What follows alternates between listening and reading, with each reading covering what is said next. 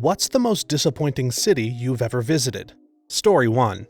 Cairo. This was 2009, so some important things have changed, but the country and people were so desperate for tourist dollars that it felt impossible to go anywhere or enjoy anything without feeling like you were being scammed. Also, everywhere smelled like cigarettes, and there was trash all over the streets. I live in the southern US. There is a well-educated woman that is in her 40s or 50s. She commented on an Instagram post for some influencers. This random Egyptian guy saw her comment and fell in love with her. They messaged for 2 months and he says he wants to marry her. She flies to Egypt and spends 2 weeks with him. She comes back married and over the moon. She said his family has nothing, so she was able to treat them. She bought them all iPhones and bought them clothes and other expensive goods from the US. She said she even let them keep her damn suitcase because they needed it more than her. A week after she got back to the US, she decided to send him money for a car. She sent him $16K. I think this is all a big scam and he is going to bleed her dry and then end things. She plans to move there permanently in 5 years. So wild, but I keep checking in on her because I live for tea. 100% a scam. He's going to ghost her eventually once he's bled her dry. I get these all the time just from commenting here on Reddit. Some random Asian female will contact me. I have a standard response of, "Hi, if this is a romance/investment scam attempt, please don't waste my time or yours." It usually scares them off. Scammers are looking for the gullible. That said, I've been to Egypt and agree that it's pretty bad. There are some really wonderful people in the country, which kind of makes all of the hassles seem even worse. We spent New Year's Eve dinner at the Hilton in Cairo, sitting next to a British lady who had married an Egyptian man decades ago. Not a scam deal, but they did end up getting divorced. She talked a little about these issues, but noted that we would get treated a little better because the Egyptians are crazy about kids. We were traveling with our 2 boys, ages 5 and 7, and those 2 blonde kids were rock star popular with the locals. We did a cooking course at a resort in Sharm el-Sheikh. We were only the 2nd time they'd done it, and the culinary staff was over the moon to show us everything they did. All those guys thought it was just awesome that there were guests who were interested in what they did, and they were professional as hell, since they were normally never seen or heard. Egypt's pretty much still like this. You can't go anywhere without being constantly harassed. I went to Cairo, Aswan, and Luxor late last year as a tourist. You are constantly hassled. Every local you meet sees you as a source of money. To give one example, I went on a felucca down the Nile at one point and thought, hey, safe from hassle at least here. But no, kids on the banks launched themselves on surfboards onto the water, paddled out to us, and hung onto the side of the boat, singing until you gave them money. I do understand it's a poor country and we look extremely wealthy to the locals, but basically, I will never go back because of the level of hassle. I just don't want to have to be constantly battling for attention. It's a shame as I actually quite like the Egyptians and I thought they had a pretty good sense of humor, but they have just this aspect to their country that's very tricky to get past. I've heard this experience echoed many times over. One of my supervisors is a history enthusiast like me and was so excited to go a few years ago. She said that she got to the pyramids and was just shocked. Trash absolutely everywhere, exhausted camels covered in tourists for pictures, and constant hassling for money. It was miserable. You couldn't go anywhere that wasn't the same. Trash everywhere, cigarette smoke, and just constant badgering. It sucks. On one hand, history is used to draw tourists in, but when they arrive, it truly doesn't come off nearly as revered as they pretend it is. It becomes so miserable that people don't come back and don't recommend it, like my boss. Meanwhile, Egyptians I know seem wonderful, but they also don't see me as a source of money. Story 2.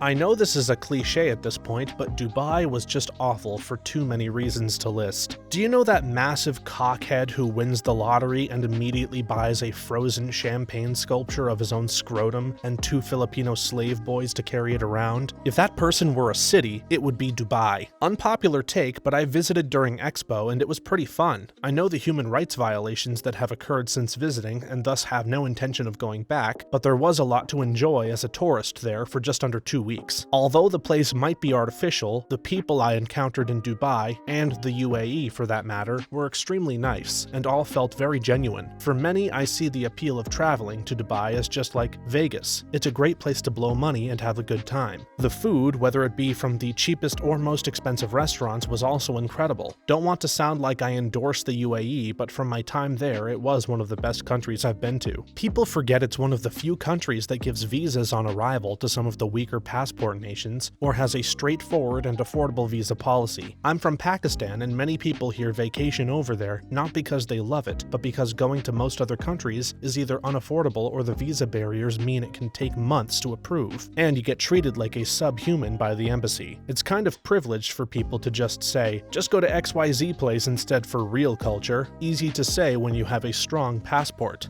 Story 3.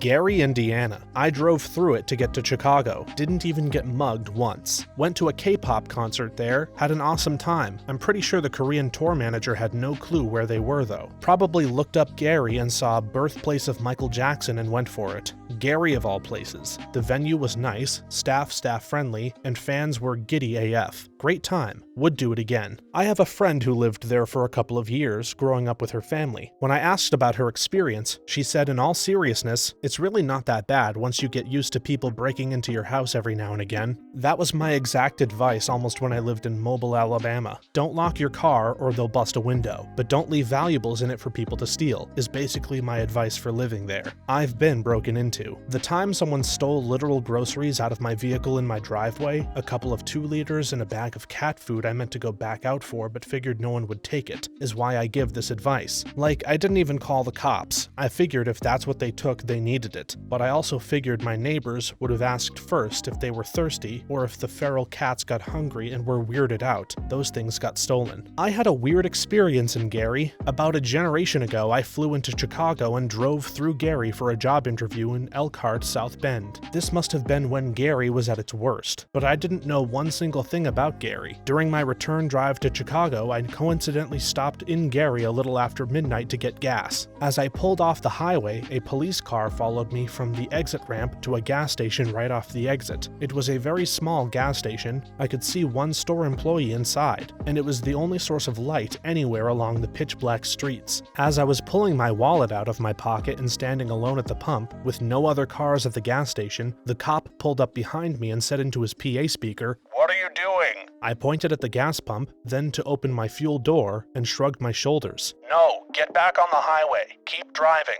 Very confused, I looked around the gas station. Just beyond the bright glow of the gas station lights in the pitch-black darkness of the street, I saw 3 cars stopped on the shoulder of the street. Some of those doors were open, and the occupants were leaning against the open doors, clearly waiting and watching me and the cop. "Go!" the cop shouted into the PA. He followed me back onto the highway, then down a few more exits before he finally got off the highway while I continued to Illinois. Story 4.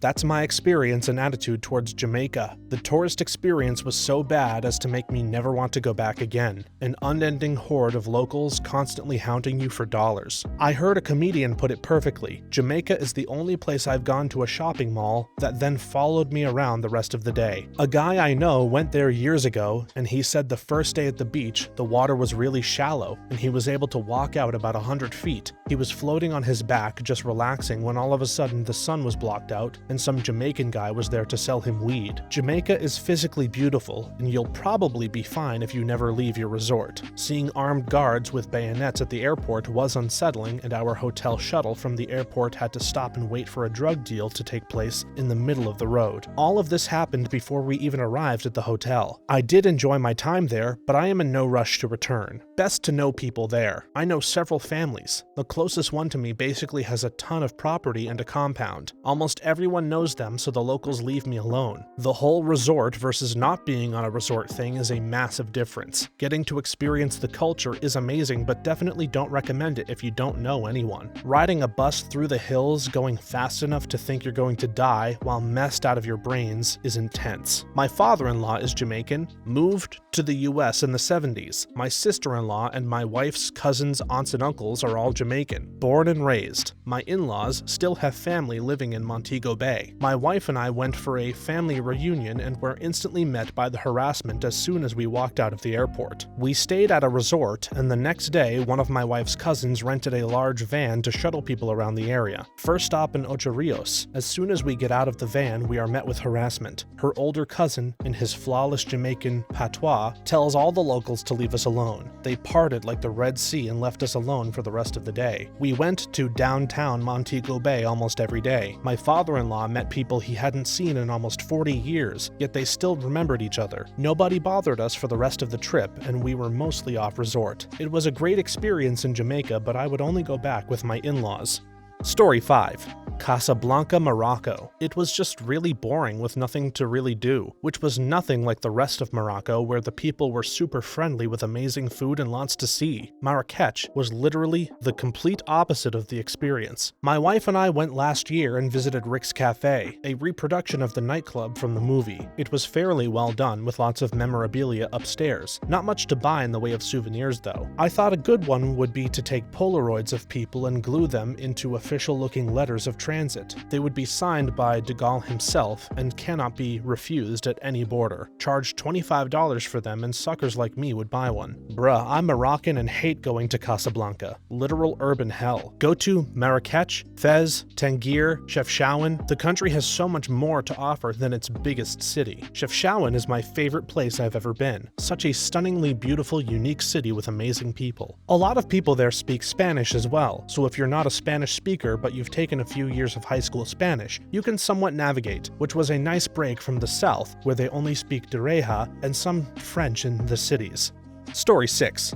Pisa, Italy. Aside from the tower and the cathedral, there is nothing to do. Pisa is a day trip. Don't be like me and book 3 nights there. I'm from Pisa. The thing is, many people think that the city center is the square where the Leaning Tower is. It's not. There's nothing around there except the tower and the cathedral. The city center is actually very near, about 10 minutes on foot, but most tourists skip it. There is a lovely riverbank, Lungarno, a medieval square, Piazza dei Cavalieri, a nice fortress park, Giardino Scotto, and so on. Google them, they're beautiful. Pisa is nice. Walk along the river, check out the little dollhouse cathedral, Es Maria della Spina, and check out the old university district. The food is good, and the architecture is interesting. Then go over the hill to Lucca and spend another day there. You shouldn't regret it. While Pisa is a small city, there are a few museums and that's it, unless you are interested in experiencing a random Italian city without much tourism, because excluding the tower you won't encounter a lot of tourists. You have no reason to stay there. I loved Pisa for this exact reason. I could see what living there would be like and just wander around like a local, and go to little local spots to eat and drink. We did a tour of the tower at night and it was so much fun. Everyone told me Pisa was boring. Guess I'm bored because it was great.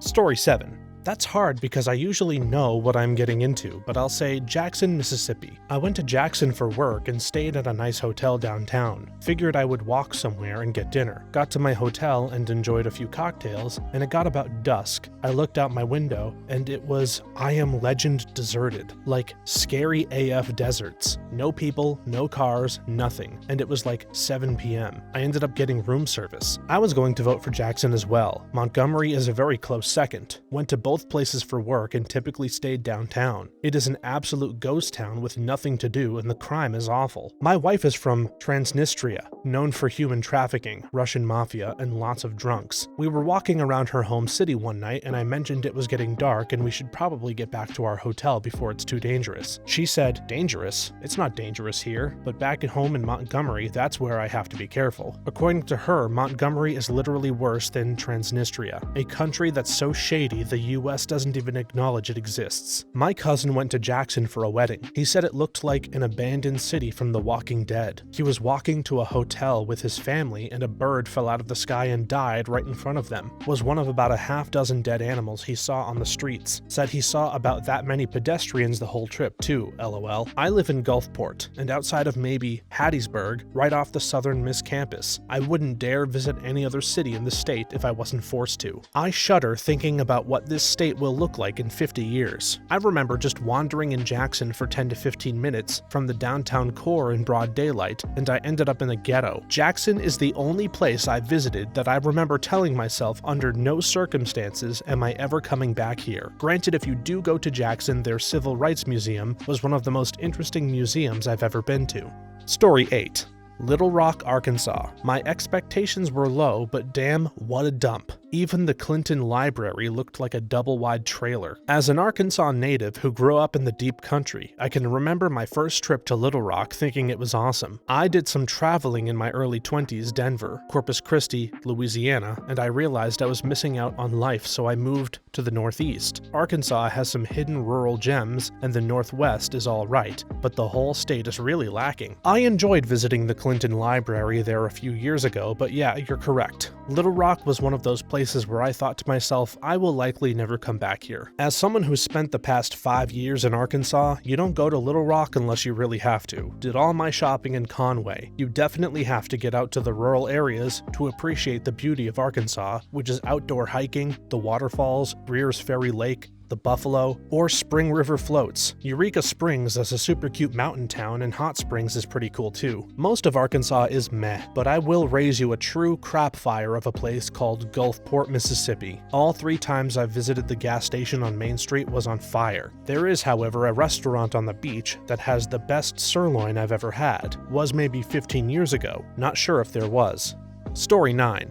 Baltimore was probably the only American city I have felt uneasy walking in. There are some really sketchy parts of the city pretty close to the inner harbor. There are some really nice neighborhoods, obviously, Federal Hill and Fells Point, but when I walked like 2 blocks from my hotel to a 7-Eleven for some snacks, the atmosphere got noticeably different very quickly. Visiting Salt Lake City, I visited their sketchy part. After living in Chicago, working in Gary and East Chicago, and visiting Baltimore, I was amused SLC sketchy was like 3 homeless people. I live in Salt Lake City. I moved here from Atlanta. When we started looking at houses, our realtor would often say, "This house is great, but it is in a rough part of town." They were always perfectly fine neighborhoods that just happened to be near a bar or smoke shop. We already do more to secure our belongings than 99% of people here just from the habits of living in downtown Atlanta. After 2 instances of that happening, we basically told her, "Look, we are just not going to feel uncomfortable in any neighborhood here. Feel free to show us whatever. We only care about convenience." I was a software vendor for a handful of SLC hospitals and have been there fairly frequently. I flew from working in Detroit on the Henry Ford Health System, scary areas, to SLC and was told some of the hospitals were in sketchy areas. Yeah, I don't think you really know what sketchy is. From my experience, anybody that thinks Baltimore is a war zone bad is just a white tourist that goes to the inner harbor once, the tackiest place in the city, and wanders over to Baltimore Street, a string of crappy strip clubs, to see too many black people for their liking and immediately feels unsafe for absolutely no reason. People from the county do the same thing when they come for games, then retreat back to the suburbs and talk about what a harrowing experience it was when a homeless guy asked them for change. Ask locals what they think of the inner harbor. Nobody that lives in Baltimore goes there unless it's for a Ravens or Orioles game, both of which are fantastic stadiums. There are parts of the city that are very poor and very crime-ridden, just like every other city in America. I have plenty to rage about with Baltimore policies and politics, but anyone who thinks it's a war zone just watched The Wire once and has no idea what they're talking about. Thank you. The amount of fear-mongering in this thread is plain silly. I've walked in bad neighborhoods. I used to walk to the Giant on 33rd and Greenmount every week, and never had any issues. As long as you stay aware of your surroundings and aren't actively involved in a drug or gang activity, you'll be fine. I've been living here for nearly 7 years, and while of course there are things I don't like, I do really love the city. Incredible food scene, unexpectedly great access to indie movies, lots of museums, beautiful neighborhoods, quirky events. I kind of hope the good aspects of Baltimore stay a secret, so housing prices don't skyrocket. Story 10.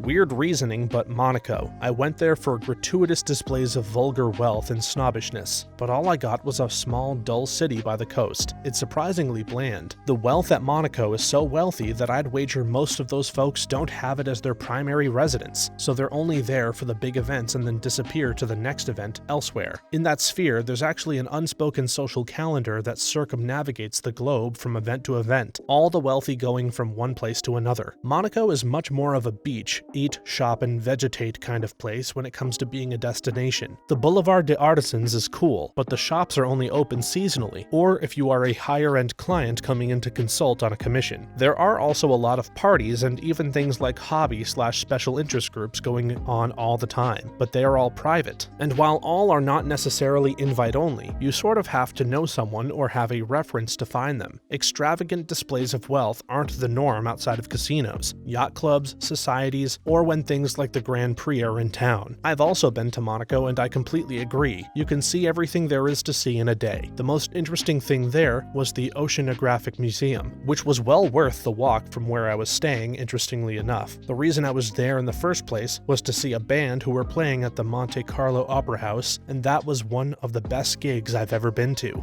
Story 11. Port-au-Prince, Haiti, was taking a leak at an outhouse. Plumbing was a luxury. Beside a cantina-like dive, and a kid popped up through the hole and begged for a quarter. This was before the earthquake made it worse. Ha! I visited with the Navy about 8 or so years ago, and I remember parts of it being easy to describe as a Call of Duty map, lol. Empty shopping districts, dusty old buildings with broken glass windows, stuff like that. The crew got robbed all over. One guy managed to get his phone back after he got jumped by 2 dudes on a moped. The jumper was struggling to straddle the getaway driver, and the dude whose phone got swiped Sparta-kicked the guys off the bike and stomped them until they gave up the phone. Needless to say, I had a great time, but I'd have been a bit upset if I paid good money to vacation there. I just need to throw out a few positive things here because I lived in Haiti for a few years. It's one of the most beautiful places I have ever been in terms of nature. Mountains that look out onto the turquoise water, and the food is stellar. OMG, I still go to Haitian restaurants. Poverty is a man-made tragedy.